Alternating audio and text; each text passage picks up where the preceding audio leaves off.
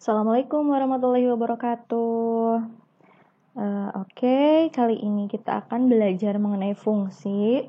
Fungsi di sini tuh bukan yang artinya kegunaan atau apa, tapi ini fungsi dalam matematika. Mungkin kelas waktu SMP ya, kalian sudah sedikit mempelajari tentang fungsi. Nah, kali ini kita akan mempelajari lebih lanjut lagi. Untuk mengetahui apa itu fungsi, mari kita pelajari dulu ya mengenai definisi fungsi. Tapi sebelum itu kita akan lihat di sini ya. Untuk mengetahui definisi dari fungsi, perhatikan dulu ini ada suatu himpunan A ya. Dan ada himpunan B. Ada dua himpunan ini, kemudian himpunan A beranggotakan 1, 2, dan 3, B anggotanya 1, 2, 3, 4, 5, 6. Nah, apabila antara himpunan A dan himpunan B itu dihubungkan, itu namanya berarti dia kalau punya hubungan itu namanya berrelasi. Relasi itu hubungan. Nah, relasinya seperti apa? Relasinya adalah seperti ini. 1 dihubungkan dengan 2.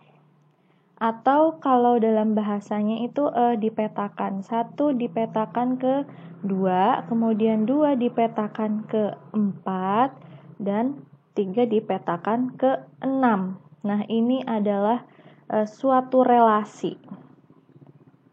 Nah, fungsi itu apa? Ternyata fungsi itu merupakan suatu relasi, tapi relasi yang bagaimana? Ada syaratnya. Nah, syarat suatu relasi dari himpunan A ke B disebut fungsi, yaitu yang pertama, setiap anggota A mempunyai pasangan di B. Ini A ya, punya pasangan di B.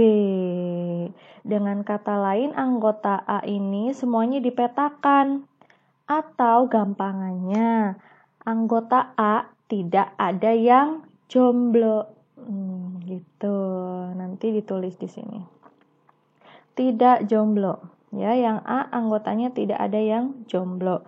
Nah, terus yang kedua, syarat yang kedua, setiap anggota A dipasangkan dengan tepat 1 anggota di B. Nah, ini dipasangkannya tepat 1. 1 dengan 2 tok. 2 dengan 4 saja, 3 dengan 6. Artinya dia nggak bercabang gitu ya. Misal 3 dengan 5 dan 6 ini bukan fungsi. Dengan kata lain, anggota A ini itu tidak mendua ya, atau tidak selingkuh atau tidak mentiga. Tuh. Itu merupakan 2 syarat suatu relasi dikatakan fungsi. Nah, biasanya perlambangannya seperti ini ya, fungsi F memetakan himpunan A ke himpunan B, ini tanda panah seperti ini.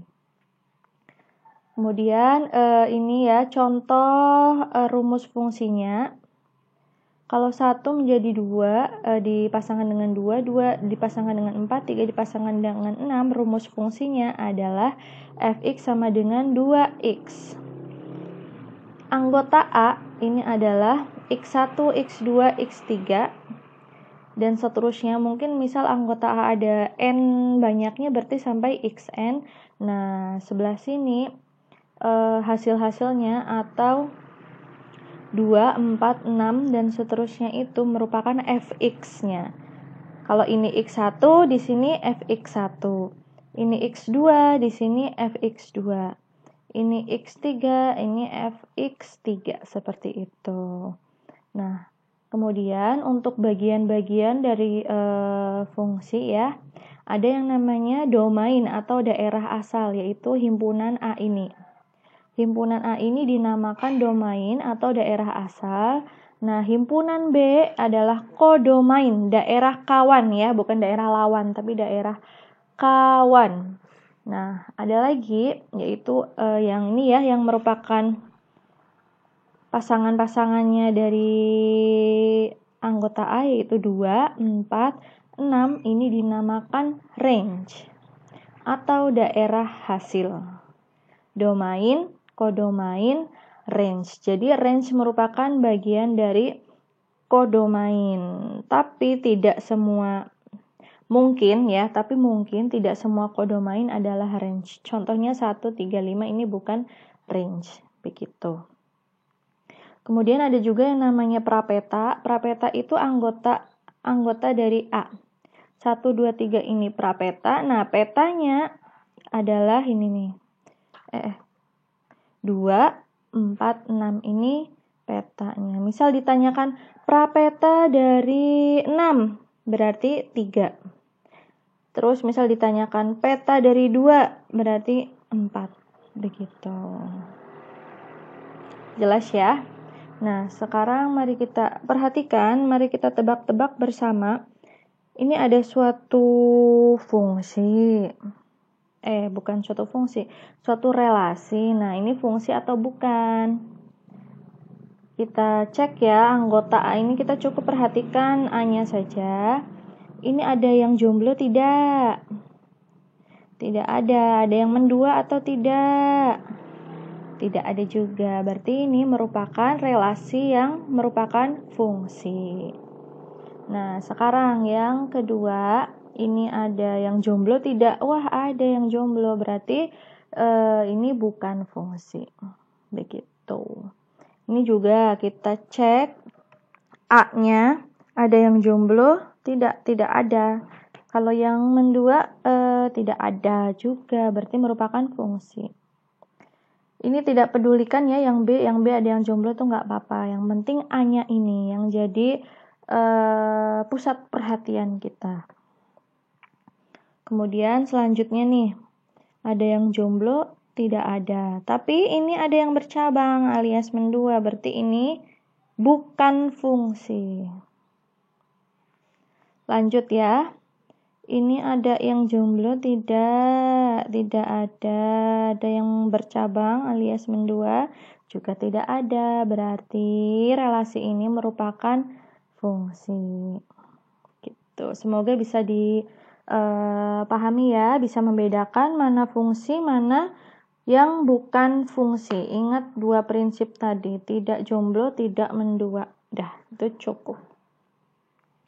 Lanjut ke contoh soal, misal ada soal seperti ini. Apakah himpunan pasangan berurutan berikut merupakan suatu fungsi? Nah, ini adalah himpunan pasangan berurutan. Artinya apa?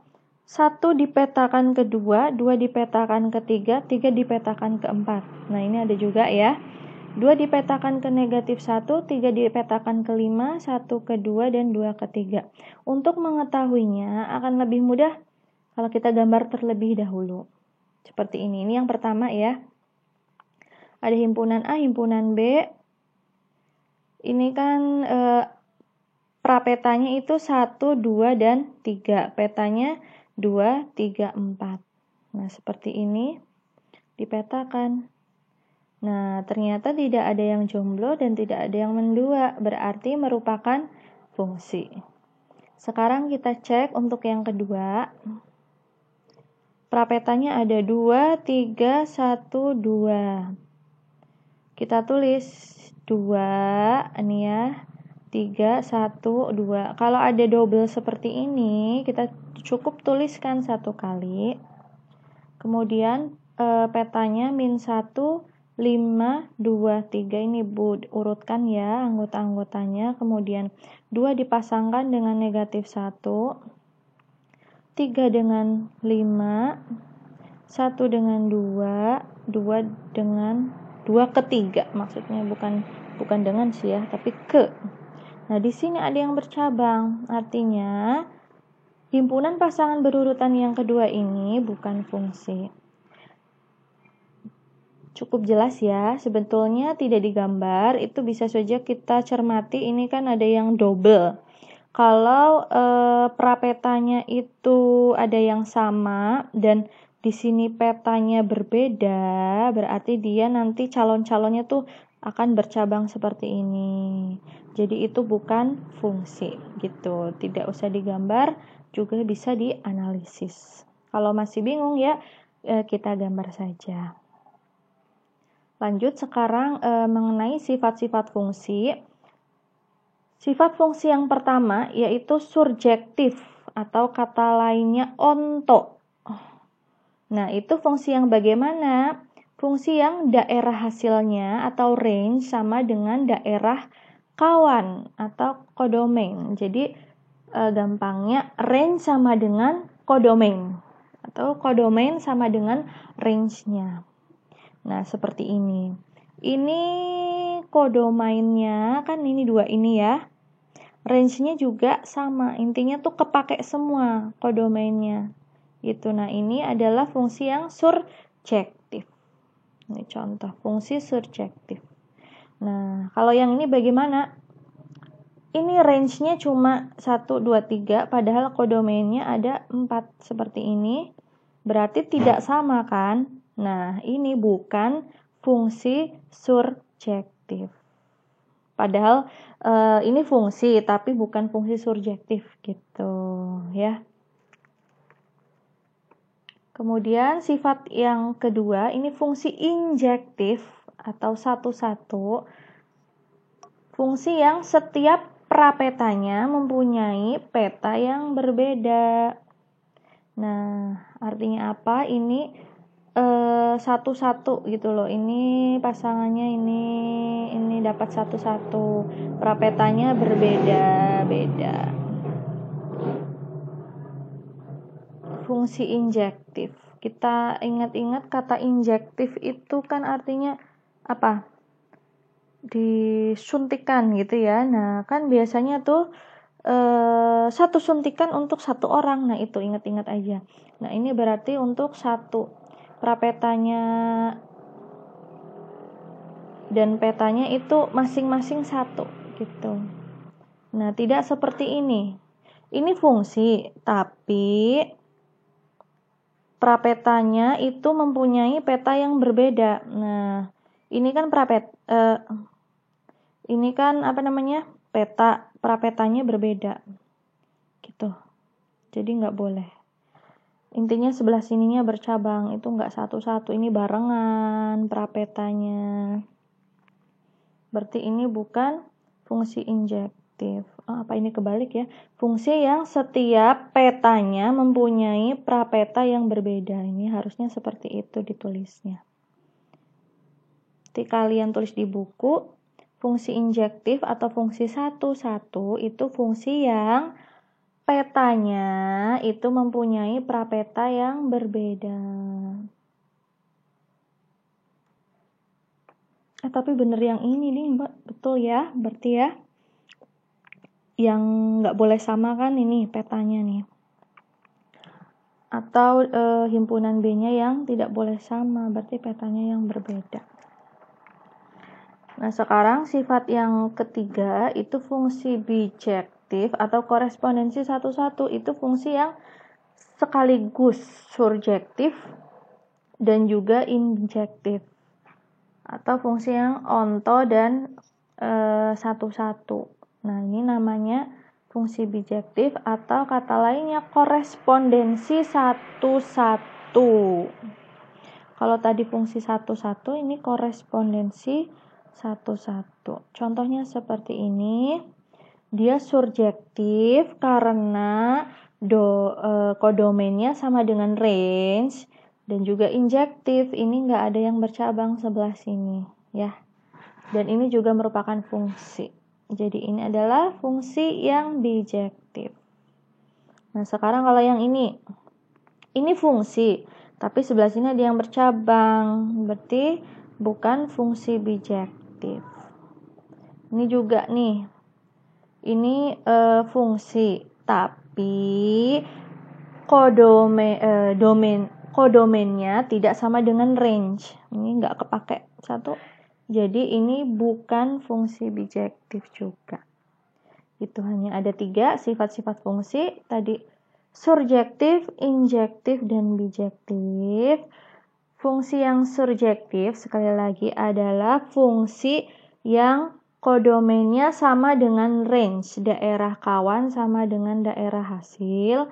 Kemudian fungsi injektif itu fungsi yang setiap prapeta tadi mempunyai peta yang berbeda Kemudian kalau fungsi bijektif itu yang fungsi sekaligus surjektif juga injektif. Semoga kalian bisa membedakannya ya. Tadi pertama harus bisa membedakan dia itu fungsi atau bukan fungsi, terus bisa membedakan fungsi surjektif, injektif maupun bijektif. Demikian hari ini kita belajar mengenai definisi dan sifat-sifat fungsi. Silakan kalian catat pada buku. Semoga bisa dipahami ya. Terima kasih. Wassalamualaikum warahmatullahi wabarakatuh.